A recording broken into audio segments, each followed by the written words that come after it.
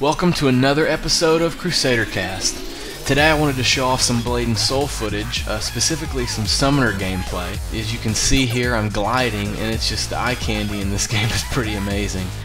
But I'm really looking forward to it coming to the United States because I'm missing out on about half the experience. I mean, obviously I can enjoy the gameplay, I can enjoy the art, but as far as the story, you know, what's going on, the quests are very grindy because I don't know, obviously I don't speak Korean, I can't party up with other players very well, and you'll see later in this video, I actually got into a party with another guy that spoke English, and it was really cool to see how the different classes sort of work together.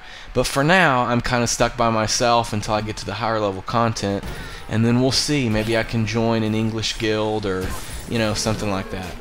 But right here you get to see, you know, I mean, Summoner's not too hard of a class. Later on it becomes supportish, it seems, because I have a couple abilities that shield my allies from ranged attacks, and I have some like health steal sort of abilities. And right now you're seeing the beginning, I actually partied up with a magic user here, and I don't remember what that class is called. Force Master, maybe? Maybe that's what it is.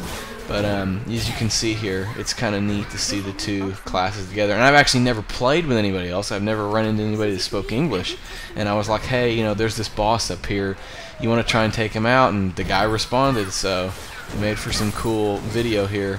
And this game has been massively successful in Korea.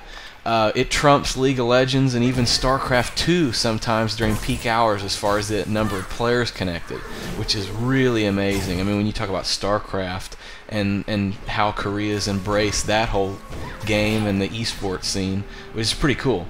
So I'm kind of worried about the Western development. I mean, it's been a whole month. The last news we've seen from it has been December the 5th, a sort of state of the game post where they kind of made all the Westerners feel better about how they're not going to warp the art. You know, they're not going to take away the sexualization and the sort of suggestive things in the game. You know, they're just going to present it as it was made for, you know, translated for Western audiences. So that's really cool that they're doing that. But I've heard some of the English dubs.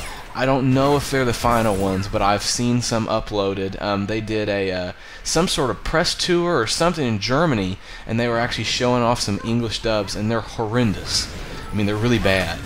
They're like, they make, you know, the really 70s kung fu movies seem artistic. So I hope they improve them, or maybe they weren't synced up correctly. I don't know, but it was just really bad. But it's not really going to be that big of a deal to me, because the gameplay's so cool. I mean, if it's in English, I want to be able to know what's going on, and I'll know what's going on, so that's awesome. And, alright, we get to see here, it's just sort of like a, an ending of one of the starter area dungeon quests. I think I'm level 12 here, so, you know, this is not like the in-game content, but this is a pretty cool boss, so I figured I'd record this, especially since I was in a party.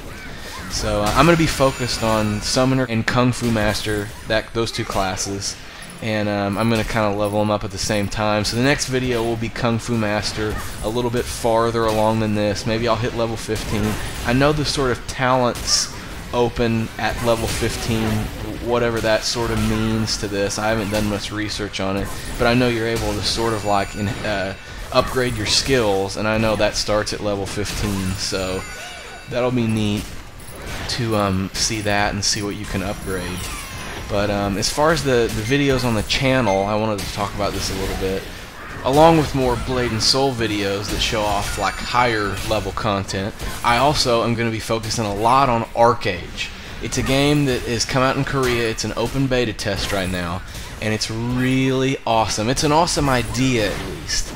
And so we'll see how the videos turn out of it, but it's sort of, if any of you guys played Ultima Online back in the day, it's sort of a sandbox MMO in that you can build things. You can build a boat, you can build a house, you can have a town, you can quest, you can, I think you can make quests, if I understand the way the game works. So it's an open beta right now. There was something like 100,000 accounts created in one day. in Korea. They spent so much money on it, like 6-7 years of development. So I have really high hopes for it. I got into the beta, and so I really am psyched about making some videos of it, because I really like the idea of, let's take Minecraft, let's attach some really fantastic, expensive, according to them, Eastern fantasy graphics, and just let people loose, and give them obviously some sort of questing structure, dungeon structure, PvP raids, and all that. But let's just see kind of what happens, I think that's a really awesome idea for a game. So we'll see how it turns out, but I'm really looking forward to making some videos of that, and they should be up in the next couple weeks, because the open beta just started. So as always, please subscribe if you like the videos, comment if you want different things, if you have an idea, whatever, comment. Like our Facebook page. If you've never entered into one of our contests, please do. There's a link below, and see you guys later.